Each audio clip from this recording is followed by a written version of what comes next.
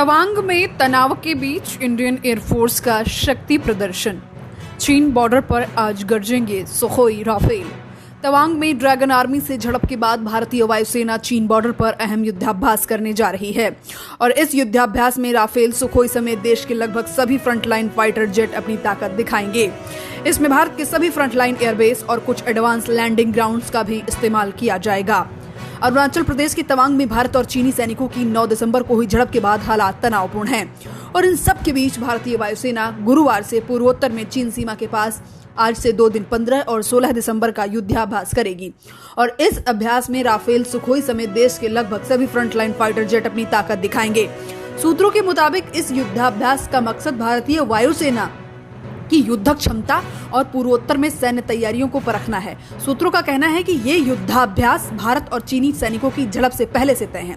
ऐसे में इसका तवांग के यांगत्से में हुई झड़प से कोई लेना देना नहीं है और इस युद्धाभ्यास में सुखोई 30 MKIS राफेल समेत तमाम अग्रिम पंक्ति के लड़ाकू विमान शामिल होंगे। सूत्रों के मुताबिक इस युद्धाभ्यास में भारत के सभी फ्रंटलाइन एयरबेस और कुछ एडवांस लैंडिंग ग्राउंड्स का इस्तेमाल हो रहा है। पूर्वी लद्दाख में 2020 में भारत और चीन का सीमा को लेकर विवाद हुआ था और इसके बाद से भारतीय सेना और वायुसेना अरुणाचल और सिक्किम में वास्तविक नियंत्रण रेखा LAC पर पिछले 2 सालों से हाई लेवल ऑपरेशनल की तैयारियों को बरकरार रखा है और पिछले हफ्ते भी भारतीय वायुसेना ने तवांग में LAC के पास चीन की गतिविधियों को देखते हुए लड़ाकू विमान तैनात किए हैं। दरअसल तवांग में 9 दिसंबर को हुई झड़प से पहले 2 से 3 बार चीन के ड्रोन LAC के पास आए थे और इसके बाद भारतीय वायुसेना के सुखोई 30 विमानों ने इन्हें खदेड़ा था।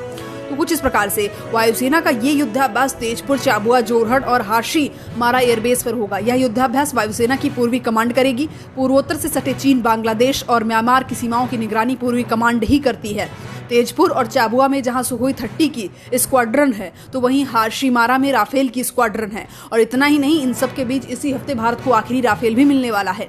इससे पहले सोमवार को भारतीय सेना ने बताया था कि तवांग में 9 दिसंबर को भारत और चीनी सैनिक आमने सामने आ गए थे। इसमें दोनों ओर के कुछ जवानों को चोटें आई थी। इससे पहले जून 2020 में भारत और चीन के सैनिकों के बीच गलवान में हिंसक झड़प हो गई थी और रक्षा मंत्री राजनाथ सिंह ने मंगलवार को संसद में इस मुद्दे पर बयान भी दिया था।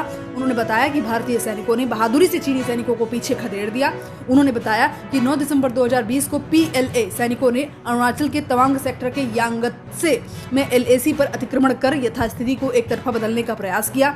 चीन के इस प्रयास का हमारी सेना ने दृढ़ता के साथ सामना किया है और इस दौरान दोनों पक्ष आमने सामने आ गए। हाथापाई भी हुई। इस झड़प में दोनों ओर के कुछ सैनिकों को चोटें भी आई, लेकिन मैं सदन को बताना चाहता हूं कि झड़प में हमारे किसी भी सैनिक की मृत्यु नहीं हुई है और न ही कोई गंभीर रूप से घायल हुआ है। यह खुशी की बात है। तो इस अपडेट में इतना ही। आप बने रहे हमारे साथ।